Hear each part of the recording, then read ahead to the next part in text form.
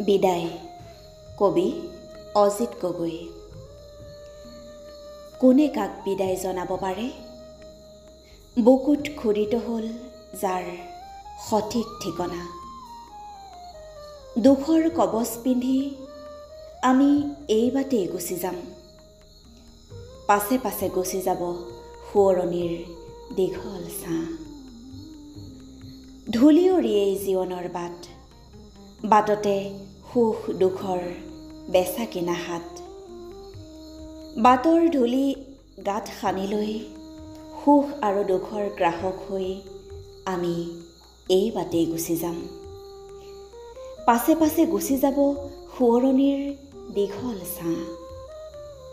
বিদায় বুলি কেনেকৈ কওঁ, বাটৰ দুবৰিত নিজকে থৈ যোৱাৰ আমাৰ ইমান যে বাসনা। ধন্যবাদ।